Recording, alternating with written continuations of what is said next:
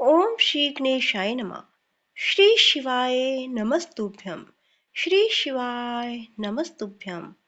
बंधुओं, आज से फागुन मास का पावन महीना शुरू होने जा रहा है।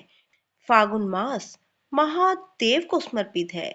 बंधुओं, आप सभी जानते हैं महादेव इतने भोले हैं कि महादेव को एक जल लोटा भी चढ़ा दिया जाए तो वो प्रसन्न होकर अपने भक्तों की सभी मनोकामनाएं पूरी कर देते हैं।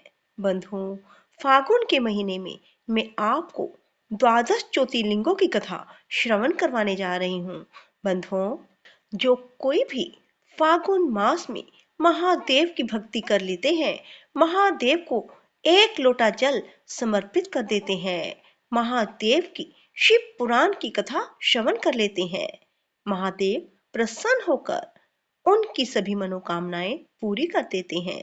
बंधुओं, मैं द्वादश ज्योतिर्लिंगों की ये कथा शिव महापुराण में से ही आपको सुनाने जा रही हूँ। बंधुओं, रोजाना एक ज्योतिर्लिंग की कथा मैं आपको श्रवण करवाऊंगी। बंधुओं, आज मैं आपको प्रथम ज्योतिर्लिंग सोमनाथ के प्रादुर्भाव की कथा और उसकी महिमा श्रवण करवाने जा रही हूँ। बोलो शिव शंकर भोलेनाथ की जय हो। श्री शिवाय नमस्तुभ्यम। श्री शिवाय नमस्तुभ्यम। श्री शिवाय नमस्तुभ्यम। बंधुओं, ज्योतिर्लिंगों में सबसे पहले सोमनाथ का नाम आता है। पहले उन्हीं के महात्म को ध्यान पूर्वक सुनो। मुनीश्वरों, महामना प्रजापति दक्ष ने अपनी अश्विनी आदि 27 कन्याओं का विवाह चंद्रमा के साथ किया था। चंद्रमा को स्वामी के रूप में पाकर वे दक्ष कन्याएं विशेष शोभा पाने लगी और चंद्रमा भी उन्हें पत्नी के रूप में पाकर निरंतर सुशोभित होने लगे। उन सब पत्नियों में भी जो रोहिणी नाम की एक पत्नी थी, एकमात्र वही चंद्रमा को जितनी प्रिय थी उतनी दूसरी कोई पत्नी कदापि प्रिय नहीं हुई। इससे दूसरी स्त्रियों को बहुत दुख होता था। वे सब अपने पिता की शरण में चली गई। वहां जाकर उन्होंने अपना दुख अपने पिता को बताया। द्विजों, वह सब सुनकर दक्ष भी दुखी हो गए और चंद्रमा के पास आकर शांति पूर्वक बोले। दक्ष ने कहा, कलानिधि, तुम निर्मल कुल में उत्पन्न हुए हो। तुम्हारे आश्रय में रहने वाली जितनी स्त्रियां हैं, उन सब के प्रति तुम्हारे मन में न्यून अधिक भाव क्यों है? तुम किसी को अधिक और किसी को कम प्यार क्यों करते हो? अब तक जो किया सो किया, अब आगे फिर ऐसा मत करना, क्योंकि उसे नरक देने वाला बताया गया है।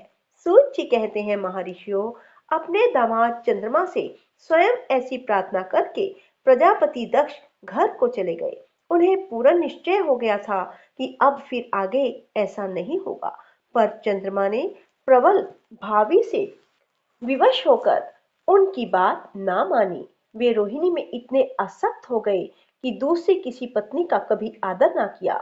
इस बात को सुनकर दक्ष दुखी हुए।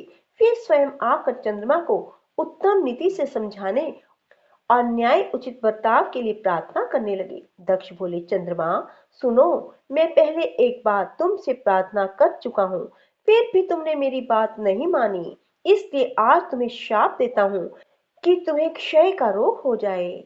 सूत जी कहते हैं, दक्ष के इतना कहते ही क्षण भर में चंद्रमा क्षय रोग से ग्रस्त हो गए। उनके क्षीण होते ही उस समय सब और महान हाहाकार मच गया। सब देवता और ऋषि कहने लगे, हाय हाय, अब क्या करना चाहिए? चंद्रमा कैसे ठीक होंगे? मुने, इस प्रकार दुख में पड़कर वे सब लोग विवल हो गए। चंद्रमा ने इंद्र आदि सब देवताओं और ऋषियों को अपनी अवस्था सूचित की। तब इंद्र आदि देवता, वशिष्ठ आदि ऋषि ब्रह्मा जी की शरण में गए। उनकी बात सुनकर ब्रह्मा जी ने कहा, देवताओं, जो हुआ सो हुआ, अब वह निश्चय ही पलट नहीं सकता। अतः उसके निवारण के लिए तुम्हें मैं एक उपाय बताता हूँ, आदर पूर्वक सुनो। चंद्रमा देवताओं के साथ प्रभास नामक शुभ क्षेत्र में जाए और वहां मृत्युंजय मंत्र का विधि पूर्वक अनुष्ठान करते हुए भगवान शिव की आराधना करें। अपने सामने शिवलिंग की स्थापना करके महाचंद्रदेव नित्य तपस्या करें। इससे प्रसन्न होकर शिव उन्हें क्षय रहित कर देंगे। तब देवताओं और ऋषियों के कहने से ब्रह्मा जी की आज्ञा के अनुसार चंद्रमा ने वहां 6 महीने तक निरंतर तपस्या की। मृत्युंजय मंत्र से भगवान वृषभध्वज का पूजन किया। 10 करोड़ मंत्र का जप और मृत्युंजय का ध्यान करते हुए चंद्रमा वहां स्थिर चित होकर लगातार खड़े रहे। उन्हें तपस्या करते देख भक्त वत्सल भगवान शंकर प्रसन्न हो उनके सामने प्रकट हो गए और अपने भक्त चंद्रमा से बोले। शंकर जी ने कहा, चंद्रदेव, तुम्हारा कल्याण हो। तुम्हारे मन में जो अभिष्ट हो वह वर मांगो। मैं प्रसन्न हूँ, तुम्हें संपूर्ण उत्तम वर प्रदान करूंगा। चंद्रमा बोले, देवेश्वर, यदि आप प्रसन्न हैं तो मेरे लिए क्या असाध्य हो सकता है। तथापि प्रभो शंकर, आप मेरे शरीर के इस क्षय रोग का निवारण कीजिए। मुझसे जो अपराध बन गया हो उसे क्षमा कीजिए। शिव जी ने कहा, चंद्रदेव, एक पक्ष में प्रतिदिन तुम्हारी कला क्षीण हो और दूसरे पक्ष में फिर वह निरंतर बढ़ती रहे। इसके बाद चंद्रमा ने भक्ति भाव से भगवान शंकर की स्तुति की। इससे पहले निराकार होते हुए भी वे भगवान शिव फिर साकार हो गए। देवताओं पर प्रसन्न हो उस क्षेत्र के महात्म को बढ़ाने और चंद्रमा के यश का विस्तार करने के लिए भगवान शंकर उन्हीं के नाम पर वहां सोमेश्वर कहलाए और सोमनाथ के नाम से तीनों लोकों में विख्यात हुए। ब्राह्मणों, सोमनाथ का पूजन करने से वे उपासक के क्षय अर्थात कोढ़ आदि रोगों का नाश कर देते हैं। ये चंद्रमा धन्य है, कृत्य है, जिनके नाम से तीनों लोकों के स्वामी साक्षात भगवान शंकर भूतल को पवित्र करते हुए प्रभास क्षेत्र में विद्यमान है। वहीं संपूर्ण देवताओं ने सोम कुंड की भी स्थापना की, जिसमें शिव और ब्रह्मा का सदा निवास माना जाता है। चंद्रकुंड इस भूतल पर पाप नाशन तीर्थ के रूप में प्रसिद्ध है। जो मनुष्य उसमें स्नान करता है वह सब पापों से मुक्त हो जाता है। क्षय आदि जो असाध्य रोग होते हैं वे सब उस कुंड में 6 मास तक स्नान करने मात्र से नष्ट हो जाते हैं। मनुष्य जिस फल के उद्देश्य से इस उत्तम तीर्थ का सेवन करता है उस फल को सर्वथा प्राप्त कर लेता है, इसमें संशय नहीं है। चंद्रमा निरोग होकर अपना पुराना कार्य संभालने लगे। इस प्रकार मैंने सोमनाथ की उत्पत्ति का सारा प्रसंग आपको सुना दिया है। मुनीश्वरों, इस तरह सोमेश्वर लिंग का प्रादुर्भाव हुआ।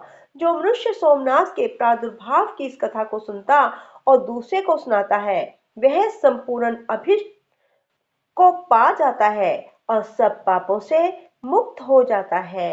बंधुओं, इसलिए फागुन मास में महादेव की इस कथा का श्रवण अवश्य करना चाहिए। बोलो शिव शंकर भोलेनाथ की जय।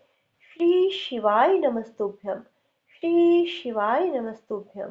श्री शिवाय नमस्तुभ्यम। श्री शिवाय नमस्तुभ्यम। भोला सब दुख काटो हमारा, शिव शंकर जपू में तेरी माला। भोला सब दुख काटो हमारा। बंधुओं, यदि आप शिव पुराण की इस कथा का श्रवण करेंगे तो महादेव आपके भी सभी दुख काट देंगे। बोलो शिव शंकर भोलेनाथ की जय। हर हर महादेव। हर हर महादेव। हर हर महादेव।